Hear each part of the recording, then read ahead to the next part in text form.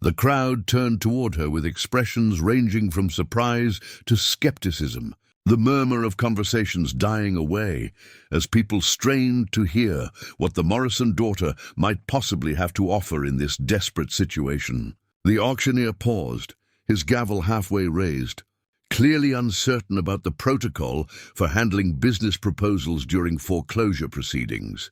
$75,000, Claire continued, her voice growing stronger and more confident with each word. And a partnership agreement that will create Hayes Morrison Agricultural Development, a company dedicated to helping struggling family farms modernize and thrive while remaining in family ownership. Daniel stared at her in amazement, his eyes wide with shock and something that looked like dawning hope. Claire, what are you doing? Where would you get that kind of money? Something I should have done 10 years ago, she replied, turning to meet his gaze with a smile that held both determination and forgiveness. I'm choosing to trust you, Daniel Hayes. I'm choosing to believe in us. Claire turned back to address the crowd, drawing on every ounce of confidence she had developed during her years as a public librarian and community advocate. My family has farmed this land for 3 generations, but we're not the only ones struggling in today's agricultural economy. Small farms across Montana are failing, not because the land is worthless or the farmers are incompetent, but because we're fighting alone against economic forces too big for any individual family to handle. She gestured toward Daniel, her voice carrying across the square with growing passion and conviction. Daniel Hayes spent 10 years building expertise in construction and development. I've spent 10 years learning how communities preserve what matters most while adapting to changing circumstances. Together, we can create something this valley has never seen before, a partnership that helps family farms modernize their operations while maintaining their independence and character. And how exactly do you plan to finance this grand partnership?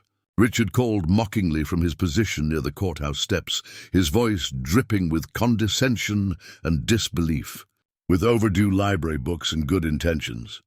Claire's smile was radiant and confident, the expression of someone who had been holding back a secret and was finally ready to reveal it. With the inheritance from my grandmother's estate that I've been saving for something that truly mattered. She left me mineral rights to 3 sections of land in the Bakken Formation, oil and gas rights that became extremely valuable 5 years ago when new extraction techniques made development profitable. The crowd erupted in surprised murmurs as people processed this unexpected revelation. Frank Morrison's eyes widened as he realized the full scope of what his daughter was sacrificing for their family's legacy.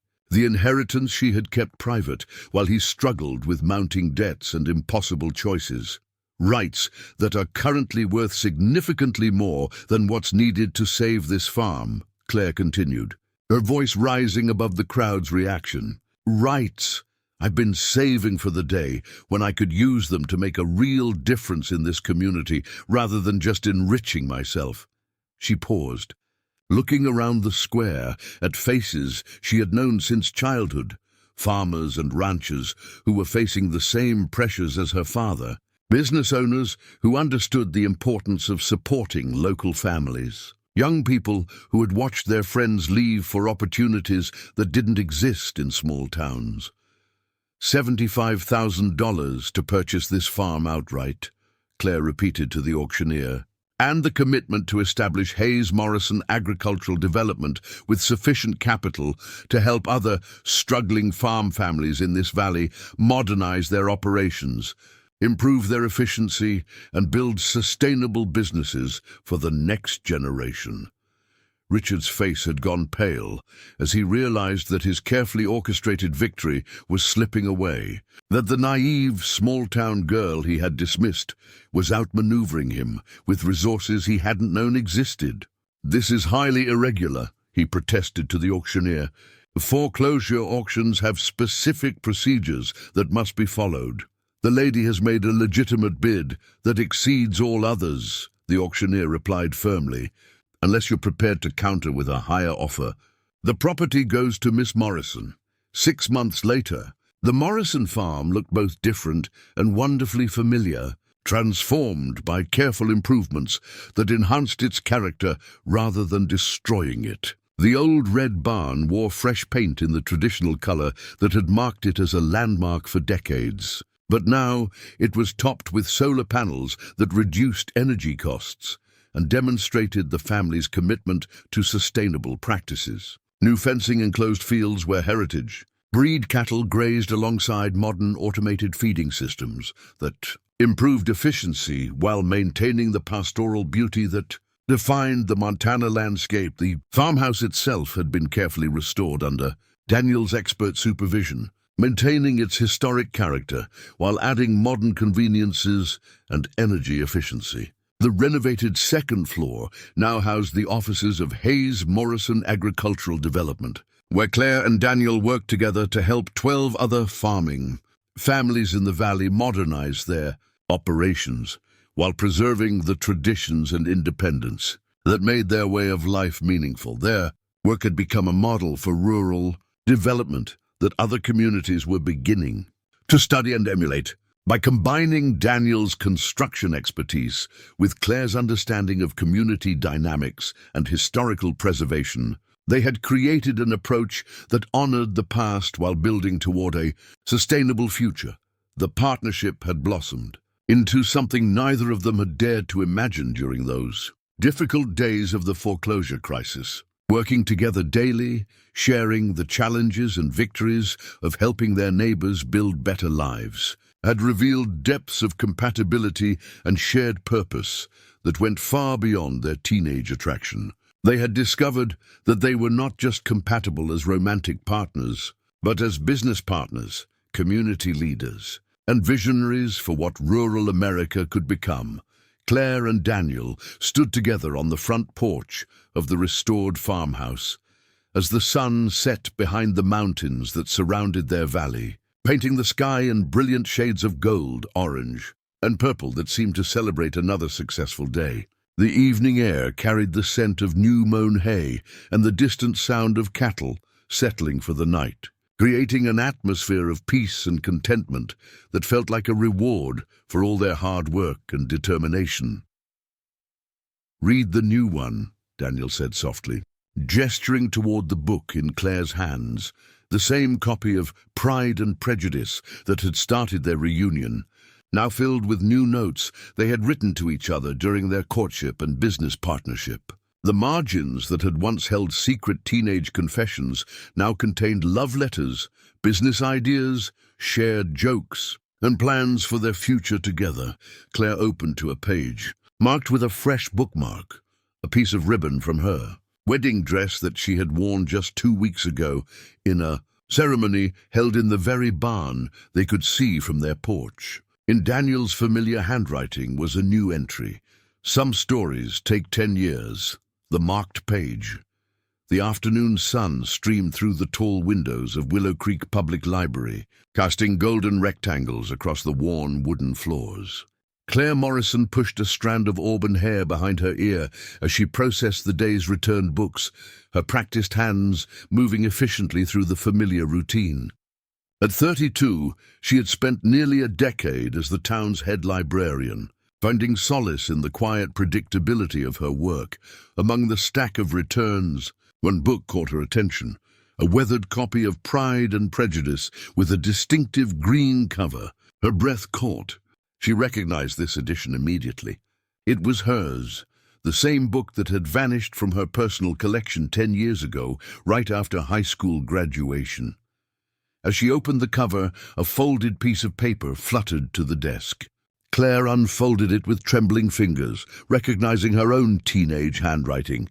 "If you're reading this, you found my favorite hiding spot." See, but underneath, in different handwriting she hadn't seen in a decade, were new words. "I never forgot you, Daniel." Her heart hammered against her ribs.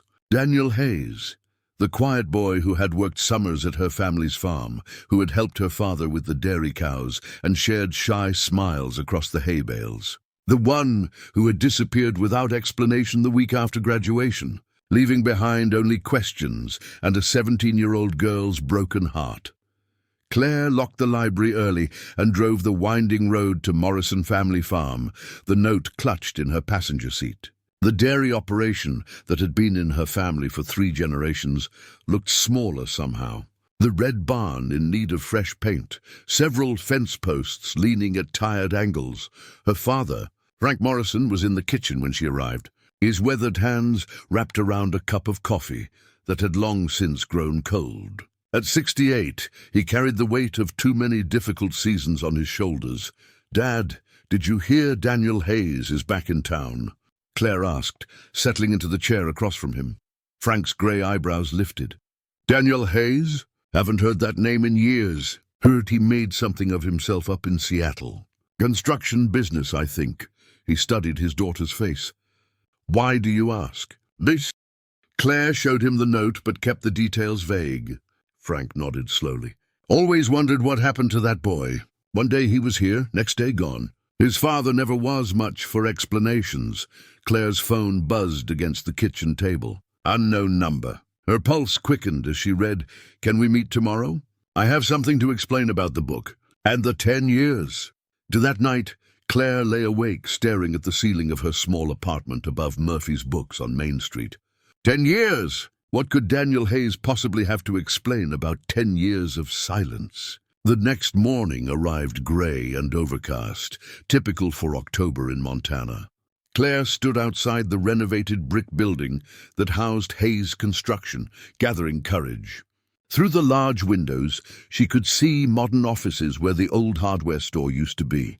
The receptionist directed her upstairs, where Daniel Hayes sat behind a mahogany desk, phone pressed to his ear. He looked up as she approached, and time seemed to fold in on itself. His dark hair was shorter now, silver threading the temples, and his shoulders had broadened with maturity. But his eyes, those same warm brown eyes that had watched her across crowded high school hallways, remained unchanged. "Claire." He hung up the phone and stood, uncertain. "Thank you for coming. Your book," she said, placing it on his desk. "Though I suppose it was always mine." Daniel's smile was tentative. "I found it when I was cleaning out my childhood bedroom last month. My mother finally decided to sell the house." He gestured to the chairs by the window. "I remembered how you used to leave little notes in library books. When I saw your handwriting, they sat facing each other a careful distance apart." Claire studied his face, looking for traces of the boy she had once known. "You left town without saying goodbye." "I know." Daniel's voice carried 10 years of regret. "My father, he had plans for me. College applications I didn't know about, a full scholarship to the University of Washington that he'd arranged. He said there was nothing for me in Willow Creek, that I needed to make something of myself. You could have written, called. He made me promise not to look back. Said it would only make leaving harder." Daniel leaned forward, his eyes searching hers. "I was 18 and scared, Claire. I thought I was doing the right thing." The conversation continued, tentative at first, then flowing more naturally as old rhythms reasserted themselves. Daniel told her about college, about building his construction company, about the years of wondering what might have been. Claire shared her own decade, college at Montana State, returning to Willow Creek to help her aging parents, finding purpose in preserving the town's literary heart. "Would you have dinner with me tonight?" Daniel asked as their time wound down. "There's more I want to tell you. More I want to understand about who you've become." Claire hesitated, then nodded. As she gathered her purse to leave, Daniel's business partner emerged from an inner office, a sharp-suited man with calculating eyes. "Hope you know what you're doing with the Morrison farm situation?" "Dan!" the man said loudly, his words carrying clearly across the reception area. Claire froze. "What Morrison farm situation?" Daniel's face went pale. "Richard, not now." But Claire was already walking back toward them, her green eyes flashing. What did he mean? "It's complicated," Daniel began, but Claire was already pushing past him toward the exit. Dinner. 7 o'clock. "The Copper Kettle," Daniel called after her. "Please let me explain." The Copper Kettle Diner occupied the corner of Main and First. Its red vinyl booths and black and white checkered floor, unchanged since the 1950s. Claire arrived first, choosing a booth near the window where she could watch the street. When Daniel entered, several conversations quieted. Willow Creek was the kind of town where everyone knew everyone else's business, and the return of Daniel Hayes had not gone unnoticed. "You look beautiful," Daniel said, sliding into the seat across from her. Claire had changed into a simple blue dress that brought out her eyes, and she felt heat rise in her cheeks at his words. They ordered meatloaf for him, chicken pot pie for her, and Daniel began to explain about his business partner's comment. "Richard Connolly handles the acquisition side of the business. Sometimes he looks into distressed properties, but I'm not involved in those decisions. Our farm isn't distressed," Claire said firmly. "I know that. I would never—" Daniel reached across the table, his fingers brushing hers. "Claire, you have to believe me.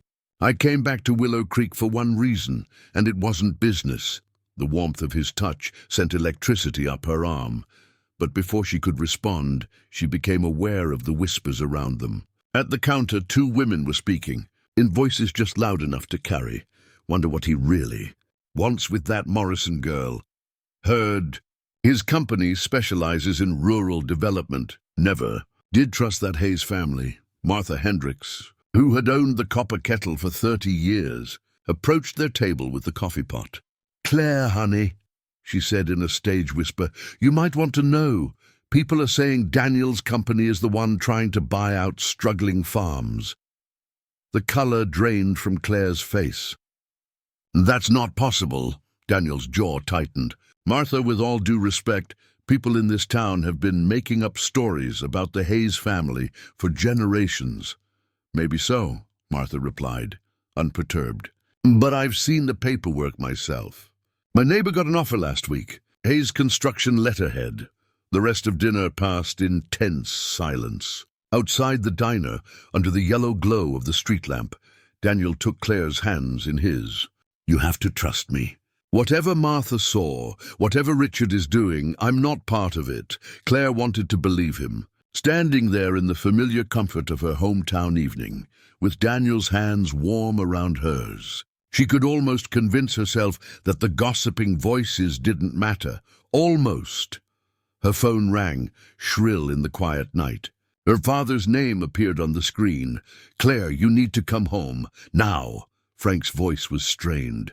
"We got papers today. Legal papers." "What kind of papers?" "Foreclosure notice. 30 days to pay what we owe or lose the farm."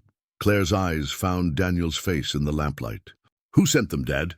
The pause was long enough that Claire already knew the answer. "Hayes Construction." Claire stared at Daniel, watching his expression shift from confusion to horror as he pieced together her father's words. "You lied to me," she whispered. "You're trying to take our farm." "Claire, no. I swear to you I didn't know." But Claire was already walking away, her heels clicking against the sidewalk as she hurried toward her car, leaving Daniel standing alone under the street lamp. The Morrison farmhouse kitchen had been the heart of family decisions for 3 generations. The next morning, Claire sat across from her father at the scarred oak table where she had done homework as a child, where her grandparents had planned harvests and weathered the Great Depression. "How long have you been hiding this?" Claire asked, the foreclosure papers spread between them. Frank's shoulders sagged. 6 months, maybe more. "The bank's been patient, but patience only goes so far. The dairy business isn't what it used to be, and these big operations—" He trailed off, staring out the window at fields that had fed his family for decades. "Why didn't you tell me? I could have helped, found a way, with a librarian's salary." "Claire, honey, you're barely getting by yourself."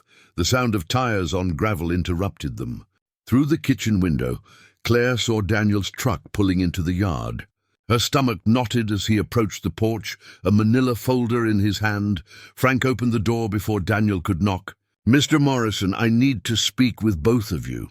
There's been a terrible misunderstanding." "I'd say so," Frank replied grimly, but he stepped aside to let Daniel enter. Daniel spread documents across the kitchen table, contracts, financial statements, letterhead correspondence. "I've been on the phone with lawyers since dawn. My business partner has been using company resources for hostile takeovers without my knowledge." Claire studied the papers. her librarian's eye catching discrepancies and details. Your signature is on everything, because Richard told me they were standard operating agreements. New client contracts, insurance policies, equipment leases. I trusted him. Daniel's voice carried genuine anguish. Claire, you have to believe me. I would never hurt your family. Before Claire could respond, more vehicles arrived in the farmyard. Richard Connolly emerged from a black sedan, followed by two men in sheriff's uniforms. Sorry, Dan, Richard called as he approached the house. But the foreclosure proceeds today. Business is business. Daniel stepped onto the porch, blocking Richard's path to the door. You used me, Richard. You forged my authorization for these takeovers. Richard's laugh was cold. Forged? Danny boy, you signed everything. Maybe you should have read the fine print instead of chasing old flames. The confrontation moved to the farmyard, voices rising as neighbors began to gather. Word traveled fast in Willow Creek, and within an hour, half the town had assembled to witness the drama. Some supported the Morrison family, remembering Frank's kindness during hard times and Claire's dedication to the community. Others sided with progress, arguing that small farms were dying anyway and development meant jobs. Daniel confronted Richard publicly, demanding to see the original contracts. As the documents were produced, the truth emerged. Daniel's signature was genuine, but Richard had manipulated each signing, presenting innocuous cover sheets while hiding the true nature of the agreements beneath. You signed everything, partner, Richard announced loudly enough for the crowd to hear. Maybe you should have read what you were putting your name to.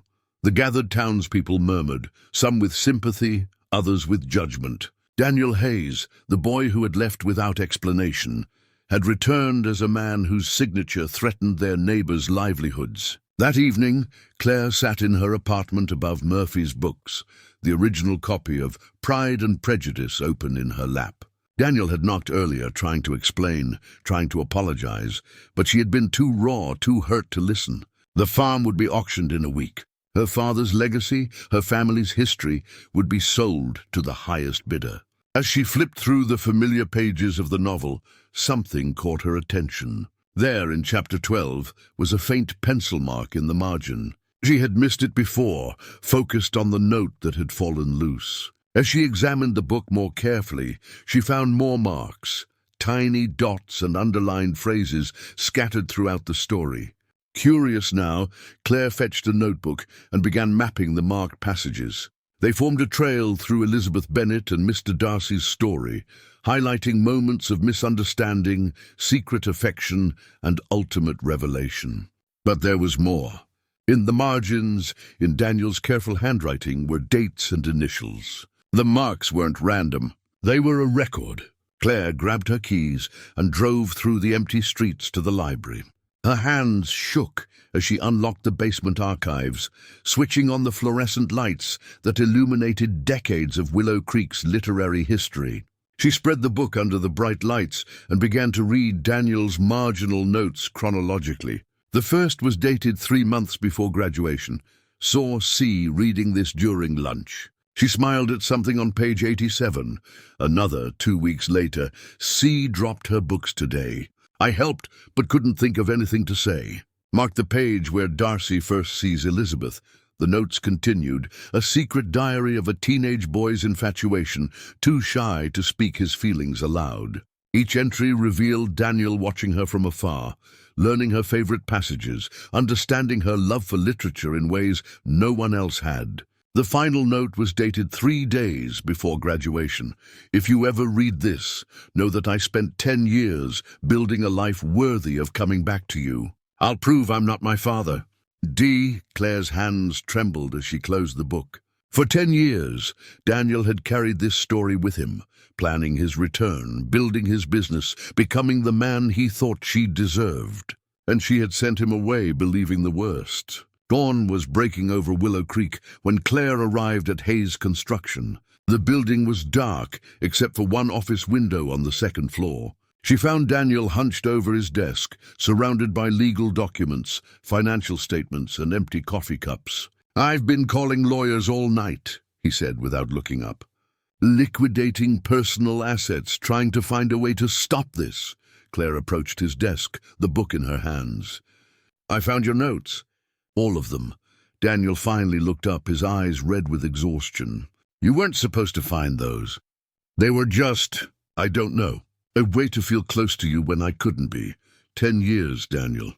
You planned this for 10 years. I planned to come back worthy of you. I planned to be successful enough that your father would approve, stable enough that you might consider. I never planned for Richard, never imagined I could be so stupid."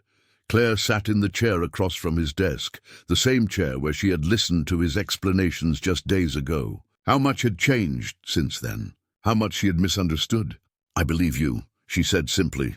Daniel's shoulders sagged with relief. "I'm going to lose my business, everything I built. But if I can save your farm, if I can make this right." The outer door slammed, and Richard Connolly entered with a security guard and a briefcase full of legal documents. "Dan, I hate to do this, but you forced my hand. I'm exercising the partnership dissolution clause. As of this morning, I have majority ownership of Hayes Construction." "You can't do that. Court order says I can. You've been acting erratically, making poor business decisions, letting personal feelings interfere with company operations." Richard's smile was triumphant. The Morrison farm auction proceeds as scheduled. An hour later, Claire and Daniel stood on the courthouse steps as the morning sun climbed higher over Willow Creek. The foreclosure auction was beginning, and despite Daniel's night-long efforts, there seemed to be no legal way to stop it. Townspeople gathered in the courthouse square, their faces reflecting the complex emotions of a community watching one of their own face ruin. Frank Morrison stood with quiet dignity beside his daughter, a man preparing to lose everything his family had built. The auctioneer's voice carried across the square as he described the Morrison property, 200 acres of prime farmland, dairy facilities, the original homestead. Bidding started low, as it always did, but Claire knew it would climb quickly. Land this close to town, this suitable for development, would draw serious offers. $5,000, called a voice from the back. 10,000, countered another. Claire watched her father's face as strangers bid on his life's work. The numbers climbed, 20,000, 30,000, 40,000. Soon they would reach the actual value, and the farm would be lost forever. Daniel stood beside her, his jaw clenched in frustration and grief. All his planning, all his dreams of returning home triumphant, had led to this moment of helplessness. 55,000, the auctioneer announced. "Do I hear 60?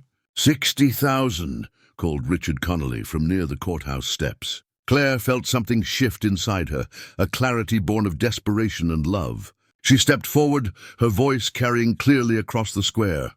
"I have a bid," she announced, "and a business proposal."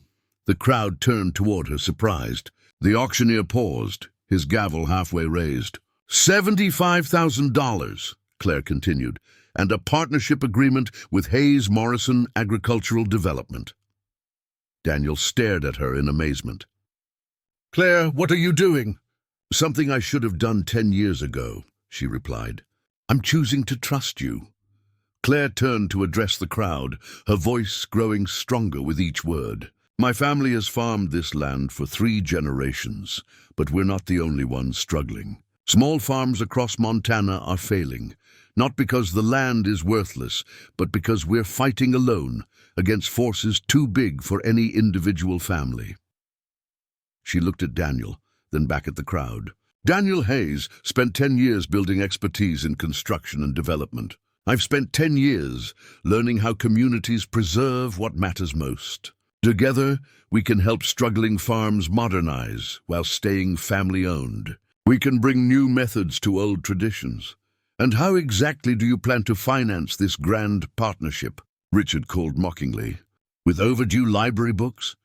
Claire smiled, an expression that held both determination and secrets. "With the inheritance from my grandmother's estate. She left me mineral rights to 3 sections of land in the Bakken Formation. Oil rights that became valuable 5 years ago." She paused, letting the information settle. "Rights I've been saving for something that mattered," the crowd murmured with surprise. Frank Morrison's eyes widened as he realized what his daughter was sacrificing. $75,000, Claire repeated to the auctioneer, and the commitment to keep this farm in the Morrison family while making it profitable for the next generation. 6 months later, the Morrison farm looked different but familiar. The old red barn wore fresh paint. Solar panels gleamed on the equipment shed roof, and new fencing enclosed fields where heritage cattle grazed alongside modern automated systems. The farmhouse itself had been carefully restored, maintaining its character while adding efficiency. Claire and Daniel stood together on the front porch as the sun set behind the mountains, painting the sky in shades of gold and purple. The Hayes Morrison Agricultural Development Office occupied the renovated second floor of the house, where they worked with 12 other farming families to modernize operations while preserving traditions. "Read the new one," Daniel said, gesturing toward the book in Claire's hands, the same copy of Pride and Prejudice that had started everything, now filled with new notes they had written to each other during their courtship and partnership. Claire opened to a page marked with a fresh bookmark. In Daniel's handwriting, "Some stories take 10 years to begin properly, but they're worth the wait when they start with truth." She smiled and reached for her pen, adding her own words below his. "Some stories are worth waiting 10 years to finish. Let's write the rest together."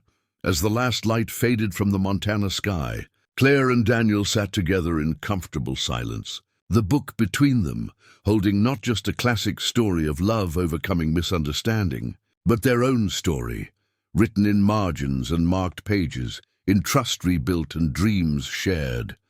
The town of Willow Creek settled into evening around them, the same small community that had witnessed their separation and their reunion, their struggle and their triumph. In the distance, lights began to twinkle in farmhouse windows, each one representing a family choosing to stay, to fight, to believe that tradition and progress could coexist. Claire closed the book gently, but she didn't need to read the final note she had written. She knew it by heart, just as she knew that some stories, the ones worth telling, never really end. They just begin new chapters, written by people brave enough to trust in love, in forgiveness, and in the possibility that coming home sometimes means starting over, together. The marked page had led them back to each other, but the blank pages ahead were theirs to fill, one shared word at a time. Thank you for listening to this story until the end. If you enjoyed it, please support the channel, subscribe, leave a like, and share your thoughts in the comments so you don't miss the next episodes. See you in the next story.